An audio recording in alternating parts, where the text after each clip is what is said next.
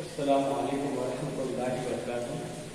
عزیز طالبات، SY BA میں آج یہ ہمارا اردو کا پہلا لیکچر ہے، لہذا SY BA میں اردو کا پیپر نمبر 2 رہے گا اور سیمسٹر نمبر 3 رہے گا۔ اب اس اردو میں SY BA کے لیے اردو کے 2 پیپر ہیں، ایک پیپر نمبر 2 ہے اور ایک پیپر نمبر 3 ہے۔ تو پیپر نمبر 2 اور پیپر نمبر 3 کے لیے جس کتاب کا انتخاب کیا گیا ہے، یعنی سلیبس کے لیے جو کتاب دی گئی ہے وہ یہ کتاب ہے، اور کتاب کا نام ہے منتخب اصناف ادب۔ منتخب اصناف ادب یہ کتاب، یہ پیپر نمبر 2 اور پیپر نمبر 3 کے لیے یہ کتاب رہے گی۔ لہذا اس کتاب کو ہم شروع کرنے سے پہلے آپ کو یہ بتاتے چلے کہ اس سے ریلیٹڈ جتنے بھی معلومات ہیں کہ سلیبس کس طرح کا رہے گا، نصاب میں کیا کیا چیزیں رہیں گی، کس طرح سے پیپر پیٹرن رہے گا، اور کس طرح سے اس کو الگ الگ حصوں میں تقسیم کیا گیا ہے، سیمسٹر 3 کو اور سیمسٹر 4 کو۔ اس ویڈیو کے ساتھ انشاءاللہ وہ تمام معلومات آپ کو فراہم کی جائیں گی، آپ کو روانہ کی جائیں گی۔ اب یہ جو حصہ ہے اس میں پہلا حصہ ہم پڑھنے جا رہے ہیں اردو مکتوب نگاری۔ اردو مکتوب نگاری یعنی اردو میں جو خطوط لکھے جاتے تھے، جو مکتوب نگار ہوتے تھے، خطوط لکھنے والے ہوتے تھے، ان کے بارے میں معلومات، اور ساتھ ہی ساتھ خطوط کس طرح ہوتے تھے، تو خطوط کے بارے میں خطوط کی مختصر تعریف بھی یہاں دیکھیں گے، کہ مطلب اس کی تاریخ دیکھیں گے، بجائے تاریخ دیکھنے کے تاریخ دیکھیں گے کہ خطوط نگاری ہوتی کیا تھی اور ہوتی کیا تھی نہیں، بلکہ آج بھی خطوط کی وہی اہمیت ہے جو کچھ سے پہلے، کئی سال پہلے تھی۔ موجودہ حالات یا موجودہ دور میں ترقی کی وجہ سے آج جو خطوط لکھے جاتے ہیں، لکھنا تو بہت ضروری ہے، خطوط لکھے جاتے ہیں آج بھی، لیکن ذرائع الگ الگ لیے گئے ہیں۔ موجودہ دور میں، ٹیکنالوجی کے دور میں ذرائع الگ الگ لیے گئے ہیں، لیکن خطوط کی آج بھی وہی اہمیت ہے جو اس سے پہلے تھی۔ لہذا جتنے بھی اردو ادب میں مکتوب نگار گزرے ہیں، خطوط لکھنے والے، اور صرف ادب میں ہی نہیں بلکہ ہماری عام زندگی میں بھی جن لوگوں نے خطوط لکھے اور بہت اچھے انداز میں لکھے، ان کے خطوط آج بھی اردو ادب میں اپنا اہم مقام رکھتے ہیں، اور اہم مقام رکھنے کے ساتھ ہی ان کے خطوط کو کتابی شکل دے کر ادب میں بھی شامل کیا گیا ہے۔ ایسے خطوط ہیں جن کو پڑھنے کے بعد انسان کو ایک نئی راہ مل جاتی ہے، سوچنے کی، سمجھنے کی، ساتھ ہی ساتھ ادب کو سمجھنے کا ایک ذریعہ، ایک اہم راستہ اس کے سامنے آ جاتا ہے، اور وہ راستہ ہموار ہو جاتا ہے۔ اب کئی کتابیں اپنی لائبریری میں موجود ہیں، خطوط کے بارے میں کئی کتابیں اپنی لائبریری موجود ہے۔ جس طرح سب سے پہلے ہم خطوط نگاری میں، مکتوب نگاری میں جیسے مرزا غالب کو پڑھنے والے ہیں، تو مرزا غالب کے جو دیوان ہے، اس کو کلیات کہا گیا ہے، کلیات مرزا غالب ہے، دیوان، معاف کرنا، کلیات میں کہ دیوان غالب جو ہے، اس دیوان غالب کے بارے میں یا دیوان غالب کے ساتھ اپنے یہاں غالب کے بارے میں اسی کتابیں اپنی لائبریری میں موجود ہے۔ لہٰذا یہاں ایک کتاب آپ کو دکھائی جا رہی ہے جس میں خود مرزا غالب کی بھی تصویر ہے، یہ مرزا غالب ہے۔ اب بخوبی ان سے واقف ہے، لیکن پھر بھی آپ کو بتایا جا رہا ہے کہ یہ مرزا غالب ہے، اور ان کے بعد انہوں نے جو کتاب لکھی تھی دیوان غالب، اس کی یہاں شرح پیش کی گئی ہے۔ یہ کتاب الحمدللہ اپنی لائبریری میں موجود ہے، انشاءاللہ یہ آپ کو بتائی جائیں گی۔ اسی طرح خطوط کے بارے میں لکھی ہوئی، یعنی خطوط کی ایک لکھی ہوئی کتاب جو اپنی لائبریری میں موجود ہے، وہ کتاب ہے غبار خاطر۔ یہ بہت اہم تاریخی کتاب ہے اور یہ ادبی لحاظ سے بہت اہم مقام رکھتی ہے۔ یہ ہے غبار خاطر۔ اب غبار کہا جاتا ہے دل کو، غبار، خاطر کہا جاتا ہے دل کو، اور غبار کہا جاتا ہے دل کے اندر جو غبار ہے، میل و کچیل ہے، کینہ ہے، بغض ہے، حسد ہے، یا اپنے زبان میں بھراس کہا جاتا ہے، عام زبان میں بھراس کہا جاتا ہے، لیکن یہاں غبار خاطر یعنی دل کا غبار، یہ کتاب جو لکھی گئی ہے یہ مولانا ابوالکلام آزاد نے احمد نگر کے جیل میں لکھی تھی، اور ایک بہت اہم کتاب ہے۔ اس میں تمام انہوں نے وہاں بیٹھ کر لکھے ہوئے خطوط کا مجموعہ ہے، جس اس کو ایک جگہ جمع کیا گیا اور یہاں پیش کیا گیا. یہ بھی کتاب اپنی لائبریری میں الحمدللہ موجود ہے. ایک یہاں اور ایک کتاب ہے صفیہ اختر کے خطوط. صفیہ اختر یہ جانثار اختر کی اہلیہ بیوی ہے جنہوں نے بھوپال میں رہتے ہوئے جانثار اختر کو ممبئی میں جو خطوط لکھے تھے. جانثار اختر ممبئی آئے تھے، حالانکہ بھوپال میں دونوں ایک ہی کالج میں پڑھایا کرتے تھے، لیکن کسی وجہ سے وہ وہاں سے اٹھ کر یا وہاں سے نکل کر بھوپال سے نکل کر کہاں آ گئے تھے؟ ممبئی میں آ گئے تھے. اور صفیہ اختر بھوپال میں ہی تھی. انہوں نے جو خطوط لکھے اپنے شوہر کے لیے اتنے اچھے صاف اور ستھرے لکھے کہ اس کو کتابی شکل میں پیش کیا گیا ہے. کتاب کا نام ہے زیر لب، اور یہ صفیہ اختر نے خطوط لکھے تھے اپنے شوہر جانثار اختر کے لیے. اسی طرح یہاں حضرت عمر رضی اللہ عنہ کے خطبات بھی ہیں، اور انہوں نے جو دعوتی خطوط اور دیگر خطوط جو انہوں نے لکھے تھے ان خطوط کو بھی یہاں جمع کیا گیا. یہ بھی کتاب الحمدللہ لائبریری میں موجود ہے. اسی کے ساتھ اور ایک کتاب ہے مشاہیر کے خطوط. اس میں بھی خطوط کے اعلیٰ نمونے اس میں بھی بیان کیے گئے ہیں. اسی کے ساتھ اور ایک کتاب ہے مکتوبات شیخ عبدالحق محدث دہلوی. یعنی اتنے اچھے اس میں بھی خطوط ہے موجود ہے جو پڑھنے کے بعد انسان کا ذہن یعنی سوچنے پر مجبور ہو جاتا ہے کہ انسان کس انداز سے کتنے اچھے خطوط لکھ سکتا ہے. پھر اسی کے ساتھ ہے مشاہرے ادب کے خطوط بنام غازی علیم الدین. یہ بہت ضخیم کتاب ہے اور بہت اعلیٰ مرتبے کی یا اعلیٰ قسم کی کتاب ہے جو اپنی لائبریری میں موجود ہے. پھر اس کے بعد خط کی کہانی کے لیے خط و خطاطی، یہ بھی ایک چھوٹی سی کتاب ہے. اسی کے ساتھ اور ایک کتاب اپنی لائبریری میں موجود ہے جو ہے خط کی کہانی. یعنی خط کیسے شروع ہوا، کس نے خط لکھا، کب لکھا، کہاں لکھا. اب کتابوں میں آتا ہے اور تاریخی کتابوں میں اکثر پڑھتے ہیں کہ حضرت سلیمان علیہ السلام نے بھی خط لکھا تھا، اور وہ خط کسے لکھا تھا؟ بلقیس کو، ملکہ بلقیس کو لکھا تھا. دعوتی خط تھا، اور ساتھ ہی ساتھ لے کے جانے والے کون تھا؟ پرندہ ہدہد تھا. اس کے بعد اگر جیسے جیسے آگے بڑھتے گئے تو خطوط اپنا رنگ بدلتا گیا. رنگ بدلتا مطلب ہے کہ کام وہی کرتا رہا، اس کے ذرائع بدلتے گئے.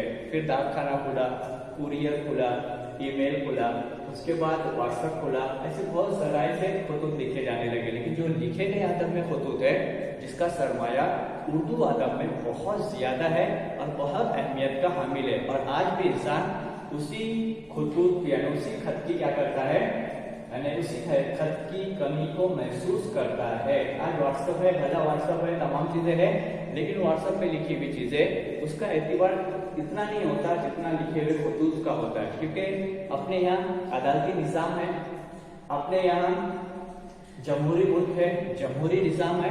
تو اس نظام میں سب سے زیادہ جو اعتبار کیا جاتا ہے یا جو بھروسے کے قابل جو چیز سمجھی جاتی ہے وہ ہے لکھی ہوئی کوئی چیز. عام زبان میں اس کو بانڈ پیپر سمجھ لیجیے، لیکن وہ بھی تو ایک معاہدہ ہوتا ہے، ایک خطوط کی ایک شکل ہوتی ہے جس میں تمام باتوں کا اندراج کیا جاتا ہے کہ کیا چیزیں طے ہوئی ہے. اسی طرح پرانے دور میں ایک جگہ سے دوسری جگہ اپنے دوست کو، اپنے رشتہ داروں کو جو خطوط لکھے جاتے تھے ان خطوط میں بھی یہ دلی جذبات بھی ہوتے تھے، احساسات بھی ہوتے تھے، دعوت نامے بھی ہوتے تھے، دینی ہو، دنیاوی ہو، سماجی ہو، معاشی ہو، سیاسی ہو. ایسے تمام دعوت نامے بھی ان کو دیے جاتے تھے. لیکن ساتھ ہی ساتھ اگر کوئی معاہدہ ہوتا تھا دو بھائیوں کے درمیان تو انہی خطوط کے ذریعے سے ایک بھائی سے دوسرے بھائی تک وہ خط پہنچتا تھا اور وہ معاہدہ طے ہوتا تھا، اپنی زبان میں ایگریمنٹ ہوتا تھا. لیکن وہ خطوط بہت زیادہ سنبھال کر رکھے جاتے ہیں. ممبئی میں جامع مسجد میں کئی ایسے خطوط ہیں جو پرانے دور میں لکھے گئے ہیں، اور آج بھی لوگ پرانے خطوط کو جمع کرتے ہیں، اس کا مطالعہ کرتے ہیں اور اس کو اپنے جگہ اپنے پاس محفوظ رکھتے ہیں. تو خط کی اہمیت پہلے بھی تھی، آج بھی ہے، اور انشاءاللہ تعالی آئندہ بھی رہیں گی. شکلیں الگ الگ رہیں گی لیکن خط کی اہمیت کبھی کم نہیں ہوگی. اب مرزا غالب کے بارے میں اگر دیکھا جائے، ہم پڑھیں گے انشاءاللہ آگے کہ مرزا غالب کے اگر بارے میں پڑھا جائے یا مطالعہ کیا جائے یا ان کے بارے میں کہا جائے تو خط نگاری کو یا خطوط نگاری کو انہوں نے بہت اعلیٰ درجے تک پہنچا دیا.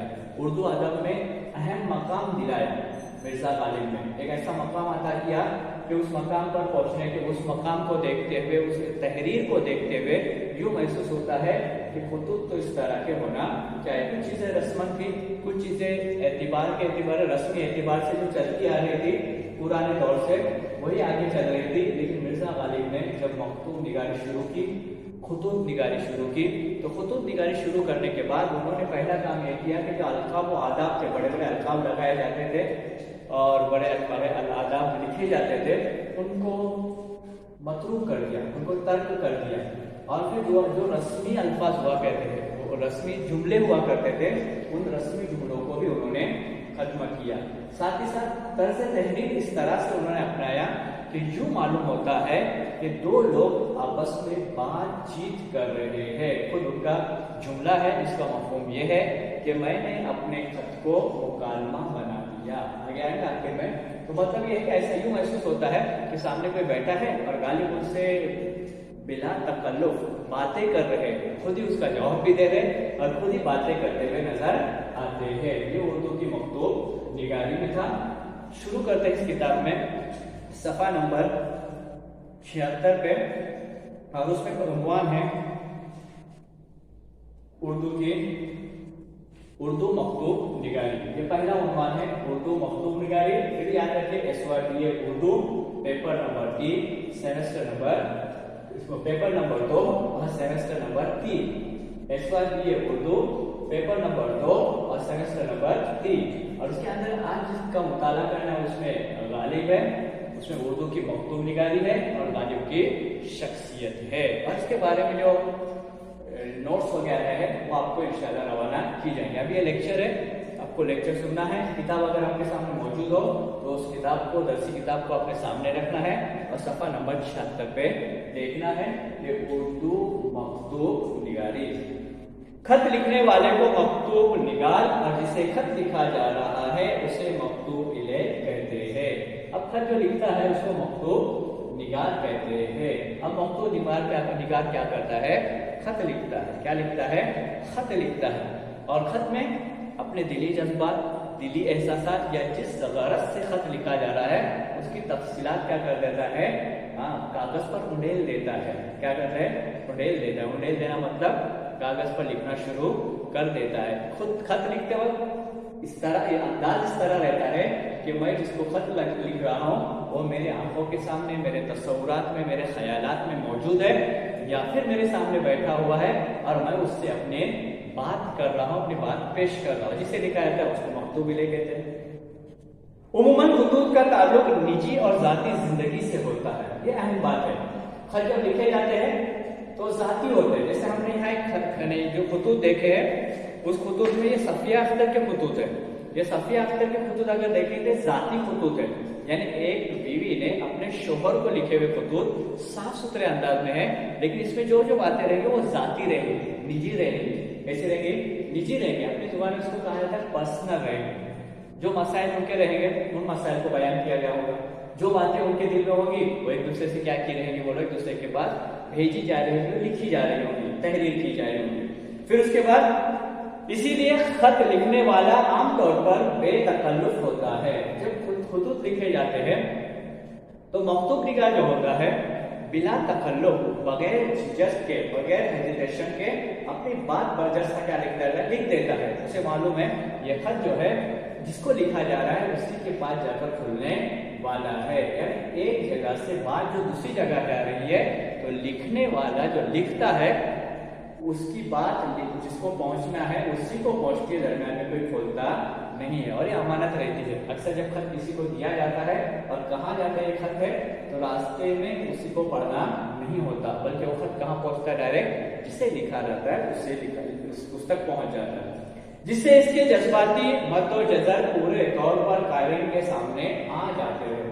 जब ये खत मंजर आम पर लाया जाता है, हालांकि एक दूसरे का खत पढ़ना अच्छी बात नहीं होती, लेकिन ये अदब के लिहाज से इन्होंने इतने अच्छे खतूत लिखे हैं और इजाजत भी शायद उन्हें देकर गए थे कि हमारे खतूत को शाये किया जाए। उनके सामने ये खतूत भी शाये किए गए थे, लेकिन ये इतने अच्छे खतूत है कि दूसरा आदमी भी इसको बआसानी पढ़ सकता है, जिसमें जज्बात हो, एहसासात की तर्जुमानी होती है।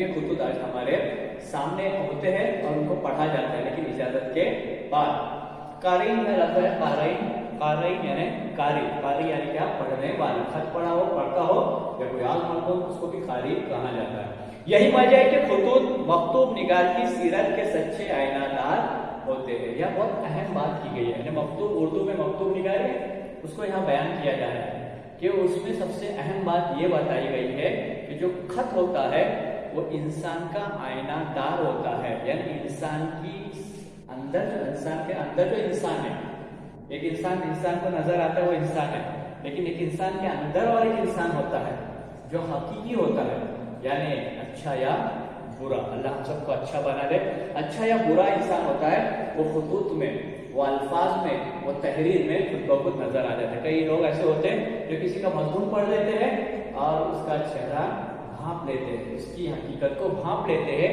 कि यह किन ख्यालात का आदमी है। तो यहाँ उन्होंने कहा कि मकतूब निगार की सीरत के सच्चे आईनादार होते हैं, यानी जो खत लिखने वाला होता है उसका आईना, उसका क्या होता है, खत होता है। उसका खत पढ़ने पर हमें यह एहसास होता है इसकी सीरत कैसी है। इसकी किताबों में आता है कि हम जब किसी किताब का मुताला करेंगे तो मुसन्निफ के बारे में खास छानबीन करेंगे, वरना लिखने वाले की किताब का असर, किताब लिखने वाले के ख्यालात का असर हमारी जिंदगी पर भी पड़ता है। उसकी कई मिसालें आपने देखी होंगी। मौलाना अब्दुल माजिद दरियावाली, उनकी सवाने हयात पढ़ लीजिए जो खुद उन्होंने लिखी है, तो उससे आपको अंदाजा हो जाएगा कि उन्होंने किताबें कौन सी पढ़ी, कैसी पढ़ी और पढ़ने के बाद क्या असरात ऊपर मुरतब हुए। मौलाना अब्दुल माजिद दरियावाली की सवाने हयात पढ़ लीजिए।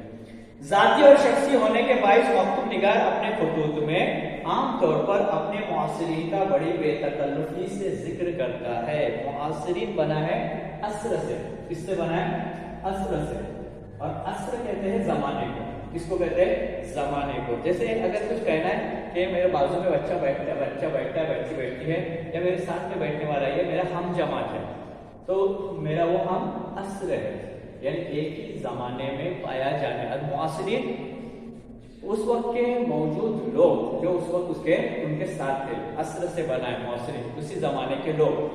तो मकतूब जो निगार होता है अपना जब खत लिखता है तो कई लोगों का जिक्र करता है, सिर्फ जिक्र नहीं करता बल्कि जिक्र के साथ उनके आदात व अतवार को लिख देता है, समाज के हालात को लिख देता है, समाज के मसाइल को बयान करता है। तो यूं महसूस होता है कि एक मकतूब निगार ने जो खत लिखा है उस खत के बारे में, खत के पढ़ने से उस दौर के हालात में हमें मालूम हो जाता है। बेतकल्लुफी से जिक्र करता है, उसे पता नहीं कि आइंदा चलकर लोग इस खत को भी, इसका मुताला करेंगे और इससे भी तारीख हासिल करेंगे। फिर मजीद अपने अहद की सियासी, समाजी, तारीखी और तहजीबी सूरत हाल पर बड़ी बेबाकी से अपनी राय का इजहार भी करते हैं। खुतूत लिखने वाले जब अपने दौर में खत लिखते हैं तो खत लिखते वक्त उस वक्त के जो हालात है उसको बयान करते हैं। जैसे अभी कुछ दिनों पहले अपने इलाके के जो हालात थे सैलाब की वजह से, यहाँ से जिन्होंने तारीख लिखी होगी, यहाँ से जिन्होंने खुतूत लिखे होंगे, इसको दूसरे इलाकों में या फिर अपनी खुद यहाँ की हिस्ट्री जब लिख रहे होंगे कुछ लोग, तो या आपको खुतूत लिखे होंगे दीगर इलाकों में, तो यहाँ के हालात को बयान किया रहेगा। कई लोगों का जिक्र किया होगा और कई लोगों की तारीफ की होगी और कई लोगों के हालात, सियासी, समाजी, तारीखी तमाम हालात को बयान किया होगा।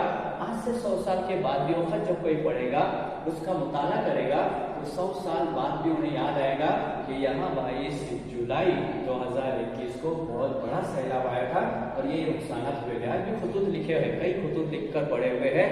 ये खत आज तो हमारे लिए आज नई चीजें, अजीब चीज नहीं लगती, लेकिन आज के बाद 100 साल के बाद जब खत किसी के हाथ लगेंगे तो लोग देख के तारीख मालूम करेंगे, उस वक्त के हालात मालूम करेंगे, उस वक्त के जो लोग मौजूद रहेंगे, आज जो मौजूद है, तो 100 साल के बाद उन लोगों के बारे में लोग जिक्र करेंगे कितने अच्छे काम इन लोगों ने किए थे। फिर उसके बाद यही वजह है कि खुतूत किसी भी फर्द वाहिद की या उसके मुआसरीन की सवाने उम्री या फिर इस खास अहद की तारीख मुरतब करने में बेहद मददगार साबित होते हैं। यह बहुत अहम बात कह दी है कि जब खत किसी का पढ़ने के बाद यह अंदाजा लगा जाता है कि उस दौर के हालात क्या थे। किसी की सवाने उम्री लिखना हो या उससे ज्यादा किसी और की सवाने उम्री लिखना, उससे मिलते जुलते जो जुमले हैं کس کے بارے میں کہے گئے، کن حالات میں کہے گئے، وہ ہمیں تاریخ معلوم ہو جاتی ہے خط کے ذریعے. یعنی خط ایک ایسا ذریعہ ہے جو صرف دل سے دل کا راستہ نہیں، بلکہ دل سے سماج کا راستہ، دل سے تاریخ کا راستہ، اور دل سے مطلب معلومات کا راستہ. انسائکلوپیڈیا تو نہیں کہیں گے، لیکن ایک ذریعہ کہ جس سے حالات معلوم کرنے کا ذریعہ ہوتا ہے.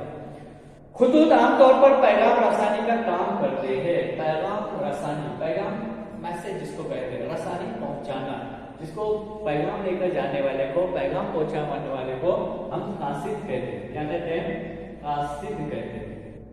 پیغام پہنچانے والا، پیغام لے کر جانے والا. آج کے دور میں ڈاکیا کہا جاتا ہے، پوسٹ مین کہا جاتا ہے. جو پیغام لے کر آتا ہے یہ اینولپ میں بند رہتا ہے، لفافے میں بند رہتا ہے، اور پیغام جب کھول دیا جاتا ہے تو اس کو پڑھنے کا معلوم ہوتا ہے کہ کیا پیغام ہے. کسی کو انٹرویو کا کال آیا ہے، کسی کی کچھ خطوط آئے ہوئے ہیں، کوئی معلومات آئی ہوئی ہے، یہ کھولنے کے بعد پتہ چل جاتا ہے.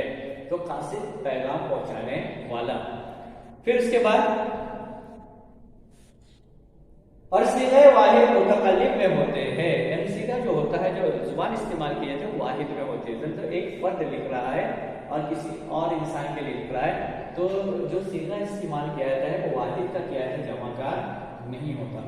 ان میں روزمرہ کی چھوٹی چھوٹی باتوں کو جگہ دی جاتی ہے جن کا تعلق یا تو مکتوب نگار کی ذات سے ہوتا ہے یا پھر مکتوب الیہ سے. اب جب ایک انسان دوسرے انسان کو خط لکھ رہا ہے تو یہاں جو مرکزی کردار جو ادا کرتے ہیں وہ دو ہی لوگ ہوتے ہیں. تیسرے انسان کی بات ہو سکتی ہے، بات کی جاتی ہے، اس کے بارے میں گفتگو ہوتی ہے، لیکن یہاں جو اہم کردار ادا کرتے ہیں وہ دو، ایک خط لکھنے والا اور دوسرا خط جسے لکھا جا رہا ہے وہی. یعنی یہ دو لوگ کیا رہتے ہیں، درمیان میں واسطہ ہوتے ہیں اور درمیان میں ان کے خطوط پڑھے جاتے ہیں. پھر اس کے بعد خطوط میں واقعات کا تسلسل نہیں پایا جاتا، بلکہ بے ربط انداز میں ذاتی اور بعض سیاسی، سماجی اور تہذیبی اشارے ملتے ہیں. اب چونکہ خطوط عام طور پر طویل نہیں لکھتے، مختصر لکھتے ہیں، کیونکہ لکھنے کا کام رہتا ہے. تو کبھی کبھی ایسا ہو جاتا ہے کہ خط تو لکھے جاتے ہیں لیکن اس میں پورے واقعات تحریر نہیں کیے جاتے، صرف واقعات کی طرف اشارہ کر کر کیا کر دیا جاتا ہے، چھوڑ دیا جاتا ہے. تسلسل ہوتا ہے لیکن اتنا نہیں ہوتا، واقعات کی طرف اشارہ کیا جاتا ہے اور واقعات کو چھوڑ دیا جاتا ہے. مطلب جس کو خط لکھا جا رہا ہے اس کو واقعہ مکمل معلوم ہے، اس کی طرف اشارہ کر کے مکتوب نگار آگے چل دیتا ہے، اپنی رائے پیش کر دیتا ہے. لیکن اس میں مسائل جو ہوتے ہیں وہ سیاسی بھی ہو سکتے ہیں، سماجی بھی ہو سکتے ہیں، تہذیبی ہو سکتے ہیں، تعلیمی ہو سکتے ہیں، ان گنت ہو سکتے ہیں. ان کا کہنے کا مطلب یہی ہے. انسانی زندگی میں کچھ ایسی بھی باتیں ہوتی ہے جن کا بالمشابہ اظہار مشکل ہوتا ہے. ایسی صورت میں خطوط بے حد مددگار ثابت ہوتے ہیں. یہاں جو بات بتائی گئی ہے مکتوب نگاری میں، وہ یہ بات بتائی گئی ہے کہ کچھ ایسے مراحل رہتے ہیں یا کچھ ایسی باتیں رہتی ہیں جن باتوں کو انسان فیس ٹو فیس، یعنی بالمشابہ، بالکل سامنے سامنے ایک دوسرے کے مقابل میں نہیں بول پاتا، شرم کی وجہ سے، رتبے کی وجہ سے، یا کچھ یعنی وجوہات کی بنا پر، چاہے وہ دل کی بات ہو یا حقیقی بات ہو، سچی بات ہو یا کوئی اور بات ہو جس کو سامنے نہیں کہا جا سکتا. تو ایسے وقت میں انسان وہاں جو رہتا ہے خطوط کا سہارا لیتا ہے. اتنی ٹیکنالوجی ہونے کے باوجود، یہ تمام چیزیں ہونے کے باوجود انسان کو پھر سے اسی جگہ جانا رہتا ہے جہاں سے اس نے ابتدا کی تھی. پھر وہ خطوط لکھتا ہے. آج بھی دیکھیں آپ لوگوں نے کتنے ایسے بزنس مین اور کتنے ایسے دوست اور کتنے ایسے بڑے لوگ جو کوئی چیز کی، کاروبار کی یا کسی بھی چیز کی بات کرتے ہیں لیکن کچھ بھی باتیں وہ نہیں بول پاتے تو گھر جانے کے بعد ٹیکسٹ میسج کرتے ہیں. آپ کو تو معلوم ہے، ٹیکسٹ میسج کرتے ہیں یا پھر کیا کر دیتے ہیں، بولو کوئی میسج دینا ہے اور ٹیکسٹ میسج کر کے بھیج دیتے ہیں تاکہ سامنے سامنے بول نہیں پاتے، شرم کی وجہ سے، احتیاط کی وجہ سے اور کچھ وجوہات کی بنا پر وہ جو بات کہنا تھا وہ نہیں کہہ پاتے تو اس کو بھی خط کا سہارا لیتے ہیں اس لوگ. پھر اس کے بعد جن میں انسان اپنے اس طرح کے خیالات کو بآسانی رقم کر دیتا ہے، وہ خیالات جو سامنے منظر عام پر نہیں پیش کر پاتا، ان خیالات کے لیے بھی کیا کرتا ہے، وہ خط کا سہارا لیتا ہے. حالانکہ خط آج بھی اہمیت اہمیت کا حامل ہے۔ دوسرے فنون لطیفہ کی طرح مکتوب نگاری باقاعدہ ایک فن ہے۔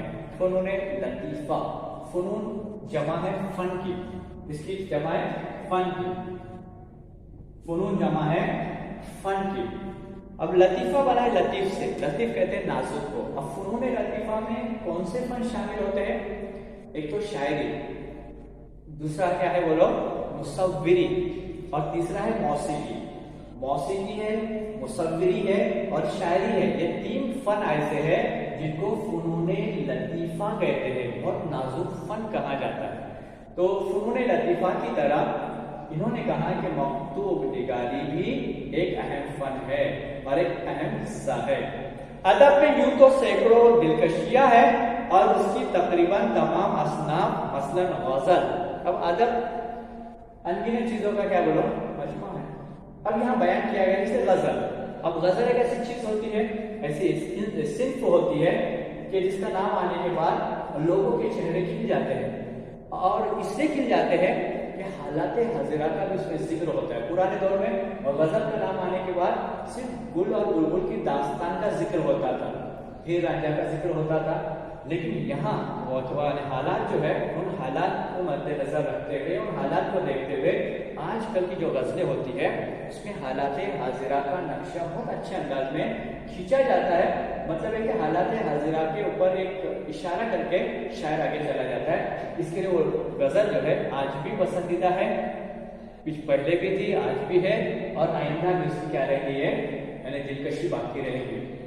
پھر قصیدہ ہے، پھر مثنوی ہے، نظم ہے، ناول ہے، ڈرامہ ہے اور افسانہ وغیرہ میں سند گیری کرنی پڑتی ہے۔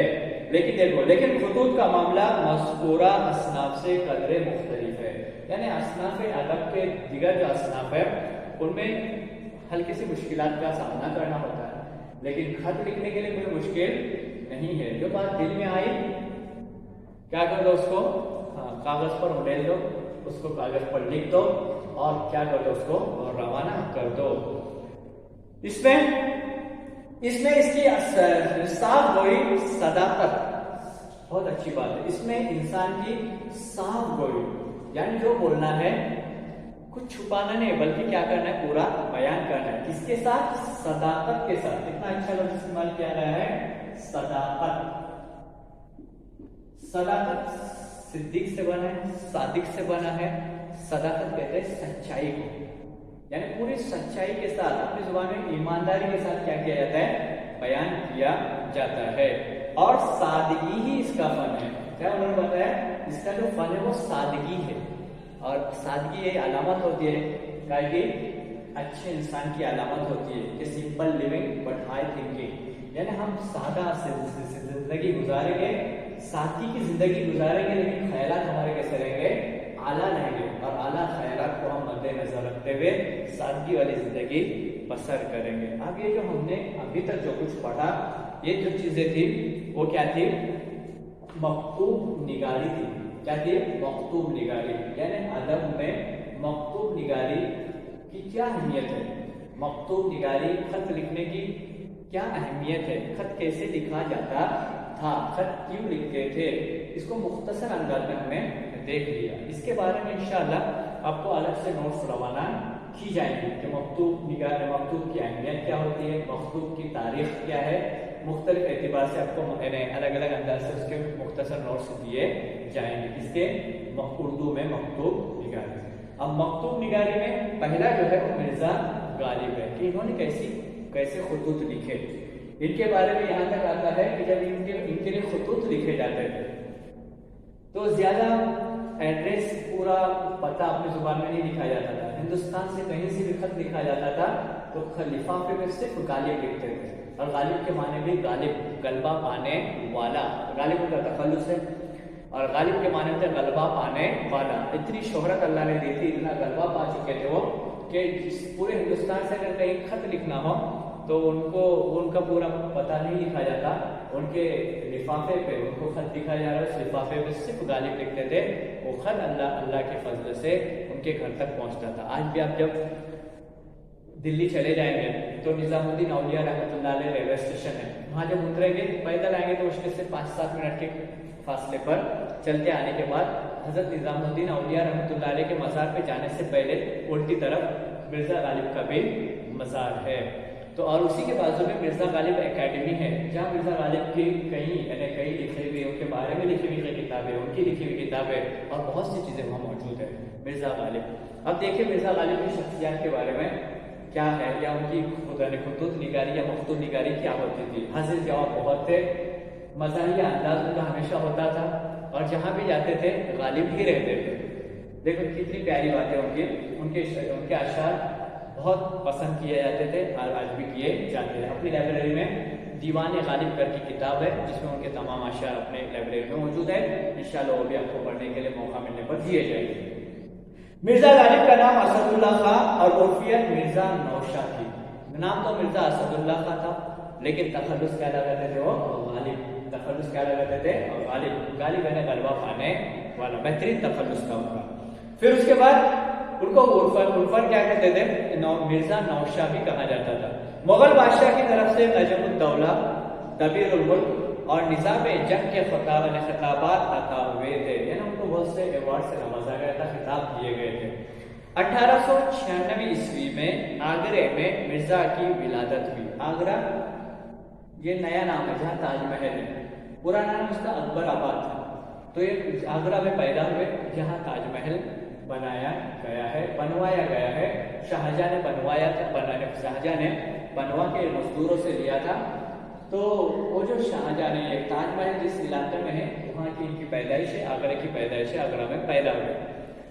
1801 ईस्वी में वालिद साहब के इंतकाल के बाद चचा ने परवरिश की जिम्मेदारी कबूल किया। उनकी शख्सियत पढ़ रहे हैं लोग, मिर्जा गालिब की शख्सियत के बारे में पढ़ रहे हैं कि जब पैदा हुए तो उसके 9 बरस के बाद क्या हो गया था, यानी उनकी पैदाइश जो है 1796 ईस्वी है और उनके वालिद का इंतकाल हुआ था 1801 में। यानी वालिद के इंतकाल के बाद चचा ने परवरिश की जिम्मेदारी कबूल की, यानी वालिद इंतकाल हो गए तो चचा ने उनकी परवरिश की। मिर्जा सिर्फ 9 बरस के थे, फिर चचा पर के माताहत चल रहे थे, परवरिश पा रहे थे, लेकिन 9 बरस के थे कि चचा का इंतकाल हो गया। यानी वालिद साहब तकरीबन 5 साल के जब ये थे तो वालिद साहब का इंतकाल हुआ, चचा ने परवरिश करना शुरू की तो चचा का भी क्या हो गया, 9 बरस की उम्र में बच्चे ने, जो गालिब की उम्र 9 बरस की थी तो चचा भी दुनिया से क्या हो गए, चले गए, दुनिया छोड़कर चले गए, मतलब इनका इंतकाल हो गया।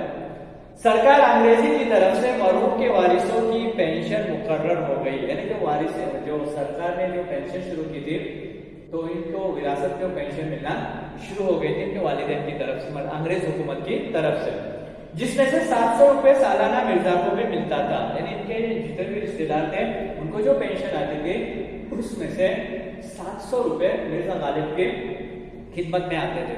कुछ दिनों बहादुर शाह के कलाम पर भी इस्लाह दी।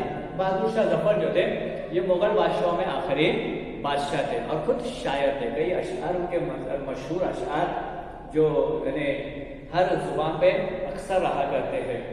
तो ऐसे बादशाह भी थे और शायर भी थे। तो उनके यहाँ से भी उनको क्या किया गया था, 50 रुपया माहाना यहाँ से मुकर्रर था, यहाँ से 50 रुपये उनको दिया जाता था।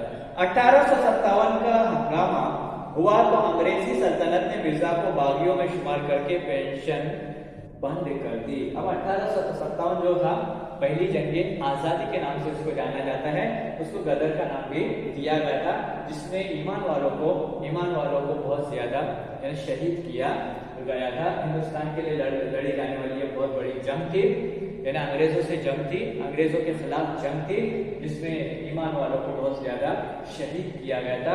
तो ऐसे हालात में मिर्जा गालिब को भी कैद किया गया, गद्दारी का इल्जाम लगाया गया, या फिर क्या उसको कहेंगे बागियों का इल्जाम लगाया गया, बागियों का इल्जाम, गद्दारी बागियों का इल्जाम लगाया गया, उनको बागी समझकर, बागी बताकर उनको भी क्या किया गया, कैद में रखा गया था और पेंशन भी फौरन बंद कर दी गई कि हुकूमत अंग्रेजों की थी।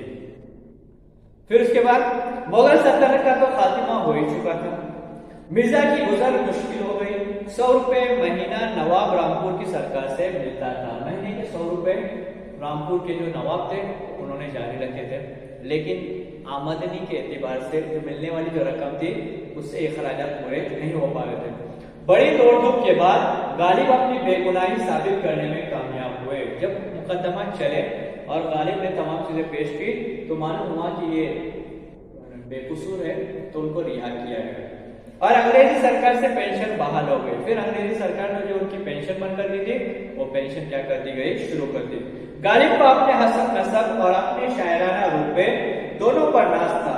وہ شاہانہ زندگی گزارنے کے خواہش مند تھے، یعنی جو غالب تھے، غالب کا مزاج یہ تھا کہ وہ شاہانہ ٹھاٹ باٹ کے ساتھ رہنا چاہتے تھے۔ آم بہت پسند تھے اور حاضر جواب بھی بہت تھے، اور آم اتنے بہت زیادہ پسند ہے۔ ایک مرتبہ ایک دوست نے ان کو آم کے باغ میں لے کے گیا اور بتانے لگا کہ یہ آم کا پودا ہے، یہ میں نے یہاں سے لایا، یہ میں نے یہاں سے لایا، یہ میں نے، اور آم کا سیزن بھی تھا، موسم تھا آم کا۔ تو انہوں نے دیکھنے، وہ بیچارہ لے کے جو گیا تھا وہ بتا رہا تھا یہ ہپوس ہے، یہ طوطا پری ہے، یہ پائری ہے، الگ الگ ناموں کے ساتھ بتا رہتا ہے۔ اور وہ بجائے غالب آم کے پودوں کو دیکھنے کے، آم کے درخت کو دیکھنے کے، وہ ٹاپ پہ اوپر جہاں آم لٹک رہے تھے ان کو دیکھ رہے تھے۔ تو اس باغ کے مالک نے پوچھا کہ میں تو آپ کو آم کی قسموں کے بارے میں، درختوں کے بارے میں بتا رہا ہوں، اس کی خصوصیات کے بارے میں آپ ادھر توجہ نہیں دیتے، آپ کہاں دیکھتے ہیں؟ آم کو لٹکتے ہوئے آم کو دیکھ رہے۔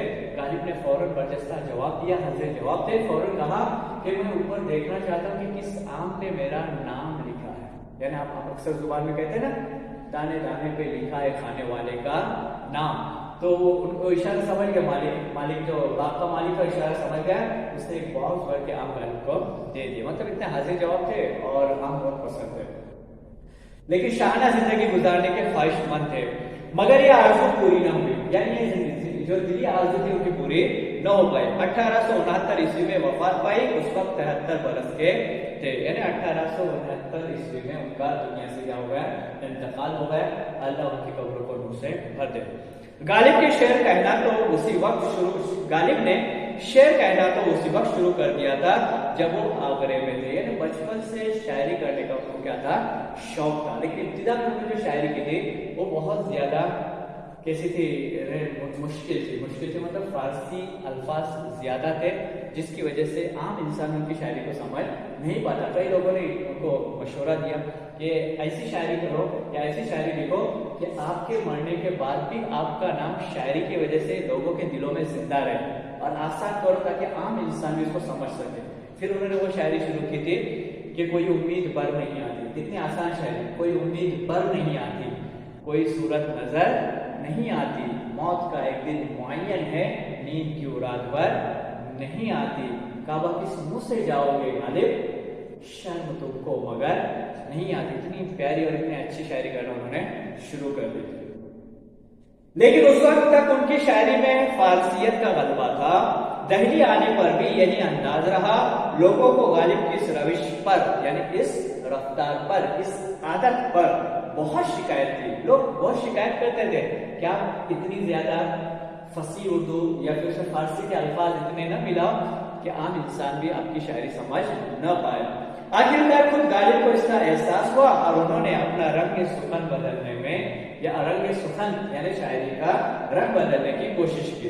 چنانچہ یہ مشکل وہی رفتہ رفتہ ان کے کلام سے دور ہوتی گئی، یہاں تک کہ وہ سادہ سہل زبان میں شعر کہنے لگے، یعنی عام فہم میں، عام الفاظ میں شعر کہنے لگے۔ بہت اچھے انداز میں انہوں نے اشعار کہنا شروع کیے، جیسے میں نے ابھی آپ کو سنایا، بہت آسان انداز، کوئی امید بر نہیں آتی، کوئی صورت نظر نہیں آتی، اس طرح کے آسان سلیس زبان میں۔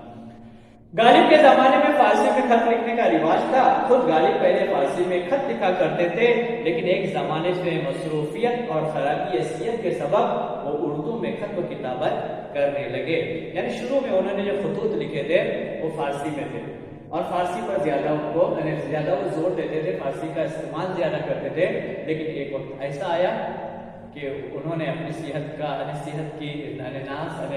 جو تھی اچھی نہ ہونے کی سبب انہوں نے آسانی کے لیے اردو میں خط لکھنا شروع کر دیا تھا، لیکن وہی آسانی والے اردو کے خط یا لکھنے کا انداز یا ان کی تحریر یا ان کی غزلیں یا ان کے اشعار پورے آج بھی انہیں زندہ رکھے ہوئے، آج بھی انہیں یاد کرتے ہیں، یا ان اشعار کی وجہ سے آج بھی غالب سب کے دلوں میں غلبہ پائے ہوئے ہیں۔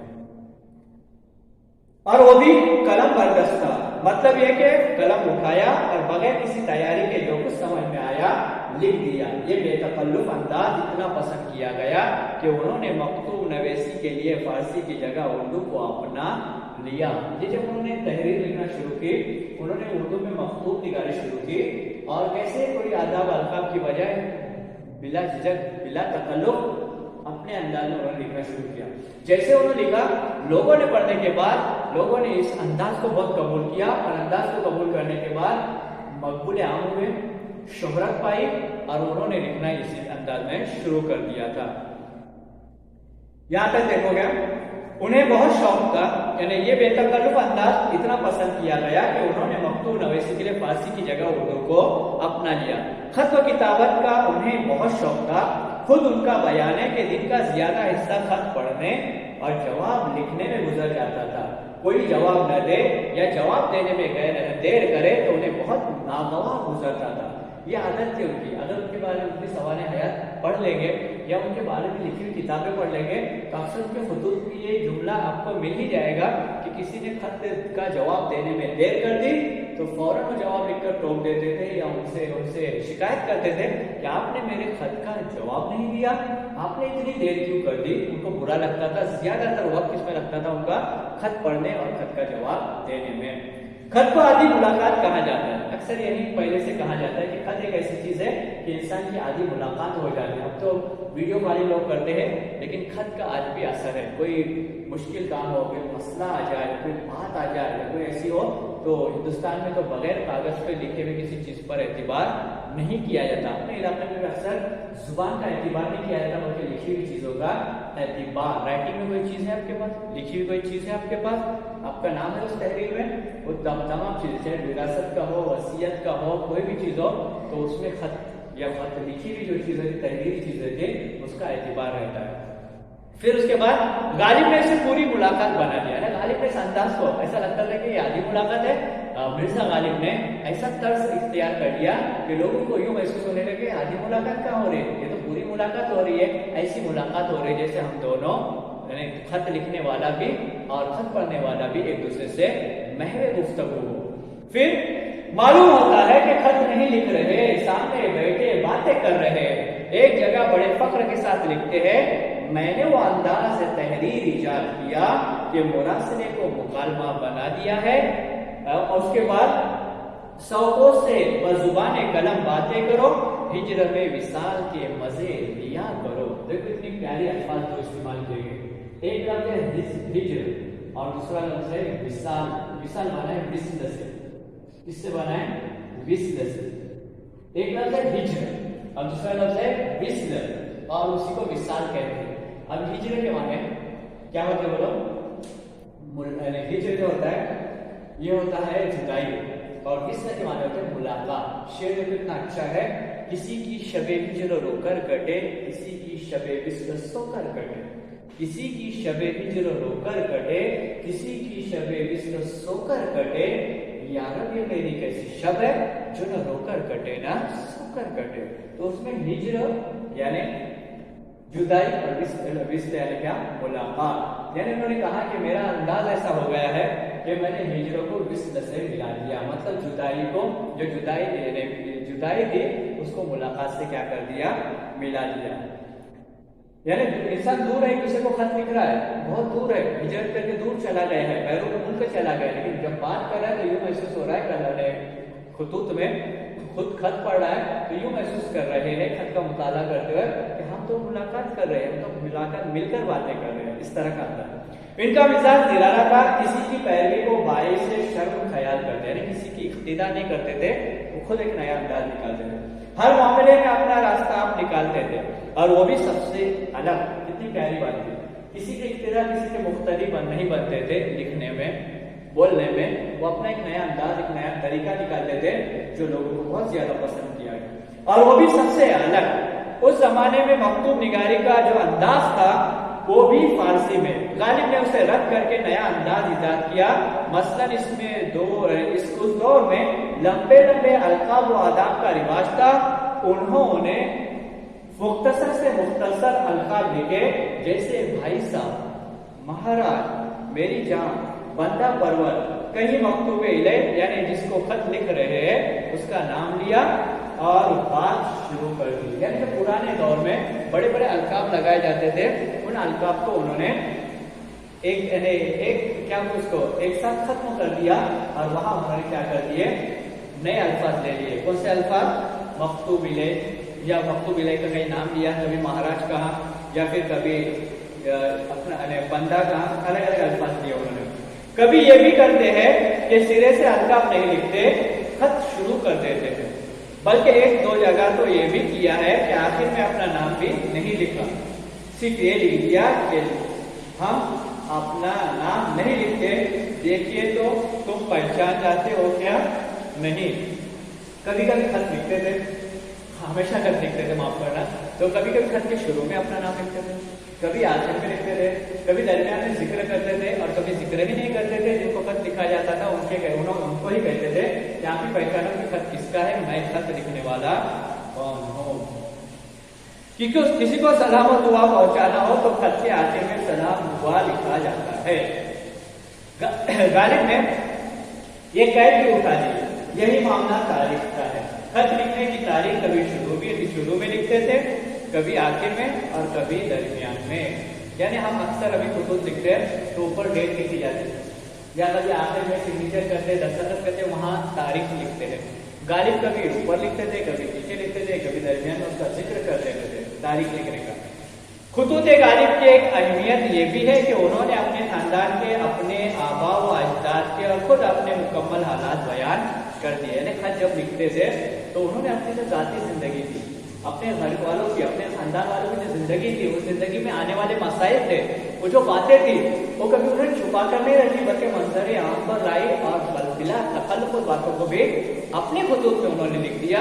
इसकी कोई शर्म उन्होंने महसूस नहीं की। मतलब ये शर्म का मतलब ये है कि उन्होंने इस बात का ख्याल नहीं रखा या फिर उन्होंने इस बात की परवाह नहीं की कि लोग क्या कहेंगे, क्योंकि हमारी जिंदगी पूरी इसी में गुजर जाती है, लोग क्या कहेंगे। लेकिन उन्होंने ऐसा नहीं किया, जो था उसी को लिखा। हत्ता के खानदान के आबा और अजदाद के बारे में भी उन्होंने लिखा। क्या लिखा देखो, मुकम्मल हालात बयान कर दिए हैं।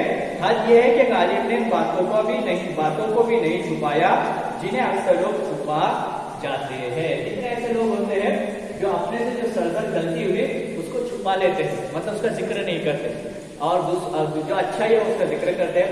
गालिब ने ऐसा नहीं किया, जो उनसे सरदर्द होने वाली गलतियां या जो बुराइयां थी या जो भी चीजें उनको हमको बुरी लगती थी, वो भी उनसे जो सरदर्द थी उन्होंने उसको बयान कर दिया था।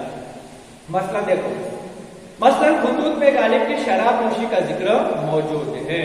एक दुखनी उन्हें चाहती थी, ये भी साफ साफ बता देना, उनसे जो हालात जिंदगी थे, उनसे जो मुंसलिक हालात थे, जो भी थे, जो आज हमको अच्छे लगे या बुरे, उन्होंने उसका भी जिक्र कर दिया। फिर आगे क्या किया, अपनी तंदुरुस्ती और महाजन से कर्ज लेने का हाल बेकम वकास से लिख दिया। यानी जो उनके हालात थे कि पैसा नहीं होता था तो वो महाजन से जाकर क्या करते थे, पैसा कर्जा लेते थे और पैसा उधार मांगते थे, मतलब कर्जा लेते थे, मुस्तार लेते थे। वो तमाम चीजें उन्होंने लिख दी और इसमें कोई झिझक महसूस नहीं की। ये खुतूत गालिब की मुकम्मल सवारी हुई है कि सबसे अहम बात उन्होंने यही की कि ये सबसे बड़ा कमाल, ये सबसे बड़ी खूबी होती है कि उन्होंने अपने बारे में जो बातें उनको महसूस होती थी, जो होता था, उसको खुतूत में लिखते थे, उसको छुपा कर नहीं रखते थे। आज ऐसा होता है क्या? बहुत कम लोग लिखते हैं, जो होता है उसको लिखते कम, मतलब जो अच्छी बातें हैं उसको तो लिख लेते हैं, लेकिन जो गलती सरदर्द होती है उसको लिखने से लोग अक्सर गुरेज करते हैं। आखिरी पैराग्राफ देखिए इसका। गालिब के जमाने में दिल्ली को देखना हो तो गालिब के खुतूत की वर्क करदानी कीजिए। दिल्ली के जो हालात थे, मोहल्लों के, गलियों के, आदमी जिंदगी कैसी थी, मुशायरे किस अंदाज से होते थे, नवाब साहब के यहाँ तशरीफ किस तरह से ले जाते थे, नवाब साहब से किस तरह से गुफ्तगू करते थे, या उस वक्त हालात कैसे थे, अंग्रेजों के हालात कैसे थे, हिंदुस्तानियों के हालात कैसे थे, कैसा दौर चल रहा था, वो तमाम बातें देखने के लिए मिर्जा गालिब के अगर खुतूत पढ़ लेंगे तो दिल्ली के हालात उस वक्त के हमें मालूम हो जाएंगे। खुतूत निगारी, मखसूम निगारी का क्या था, कमाल था। उसके बाद गदर के हालात, दिल्ली का उजड़ना, बेगुनाहों का मरना या उनकी सजा पाना, सभी कुछ इनमें मौजूद है। हालांकि ऐसे थे कि बेगुनाह कैदी बना लिए जाते थे, बेगुनाहों को कत्ल किया जाता था, सजाएं दी जाती थी, सताया जाता था, डराया जाता था, धमकाया जाता था, जुल्म सितम ढाया जाता था। गालिब ने अपने आंखों से देखा था, उन्होंने उन तमाम चीजों को अपने खुतूत में भी लिखा है। गालिब निहायत शगुफ्ता मिजाज थे। गालिब कैसे थे वो लोग? निहायत शगुफ्ता मिजाज थे। हमेशा जुबान पर, हमेशा मुस्कुराहट, उनके चेहरे पे मुस्कुराहट रहती थी। मुस्कुराहट वक्त हमेशा उनका मिजाज जो रहता था उसने हंसाने का रहता था। शौकी और जराफत तबीयत में दाखिल थी, यानी जराफत जरीफाना हंसने हंसाने वाला जो जरीफाना अंदाज होता है वो अंदाज उनका था। जभी तो हाल ही में उन्हें हैवान जरीफ कहा है, यानी हाल ही में उनको कहा ये तो हैवान जरीफ है, ऐसा हैवान जो हंसने हंसाने का क्या करता है काम। अरे मतलब कितने भी मसाइल हो, कुछ भी हो, हंसने हंसाने का, लोगों को खुशियां पहुंचाने का और लोगों के चेहरे पर मुस्कुराहट लाने का जरिया थे। यानी अपनी जुबान पर, अपने चेहरे पर भी मुस्कुराहट करते थे और दूसरों के चेहरे पर भी मुस्कुराहट देखना पसंद करते थे। ये खुतूत लतीफो, यानी जो खुतूत लिखे गए उसमें लतीफे, फिर उसके बाद चुटकुलों और दिलचस्प बातों से भरे पड़े हैं। यानी उनके खुतूत ऐसे होते थे जिसको पढ़ने के बाद इंसान गौर और फिक्र करता था और पढ़ने के बाद हंसना शुरू कर देता था। जैसे दिसंबर की आखिरी तारीख, एक एग्जाम्पल, एक मिसाल, दिसंबर की आखिरी तारीख और उसका खत लिखने बैठे तो कहते हैं कि ये खत लिख रहा हूं, जल्दी पढ़ लीजिए वरना एक साल गुजर जाएगा। मतलब दूसरा साल आ जाएगा एक दिन के बाद और खत तो दूसरे साल पहुंच जाएगा।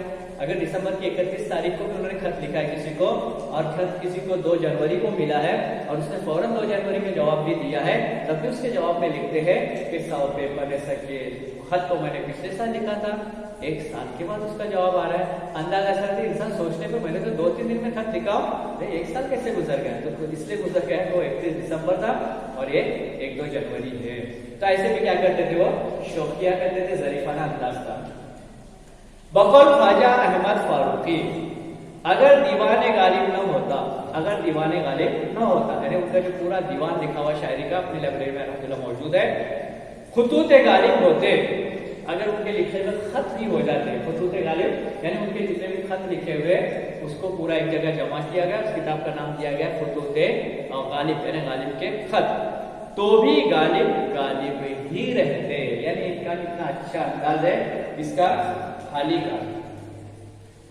क्या लिखा है देखो, दीवानी गालिब बकौल ख्वाजा अहमद फारूकी, माफ करना, ख्वाजा अहमद फारूकी, अगर दीवाने गालिब न होता और सिर्फ खुतूत गालिब होते तब भी गालिब गालिब ही रहते। यानी ख्वाजा अहमद, बकौल ख्वाजा अहमद फारूकी साहब कह रहे कि अगर मिर्जा गालिब का दीवान मौजूद न होता और उस वक्त सिर्फ इनके खुतूत ही अगर मौजूद होते तब भी क्या हो जाता था कि वो सब पे गालिब रहते थे। यानी उनका नाम उर्दू अदब की दुनिया में हमेशा से रहता था, खास करके यानी हर चीज में, हर अदबी तमाम असनाफ में उनका नाम मौजूद रहता था। अजीज तालिबात, ये इनकी सिर्फ शख्सियत के बारे में पढ़ा जा चुका। आज हमने जिसका मुताला किया वो पहला था उर्दू मखतूम निगारी। मखतूम निगारी इसे कहते हैं, मुख्तसर पढ़ लिया। उसके बाद गालिब गालिब जो थे उनकी शख्सियत के बारे में मुख्तसर हमने पढ़ लिया। आइंदा इंशाअल्लाह, या हो सके तो इसी वीडियो के साथ ही आइंदा आपको इंशाअल्लाह ताला इसकी नोट्स आपको रवाना की जाएगी। साथ ही साथ कौन से सेल में क्या पढ़ना है, कैसे पढ़ना है या कैसे वेटेज दिया गया वो भी आपको रवाना किया जाएगा। अस्सलामु अलैकुम व रहमतुल्लाहि व बरकातहू।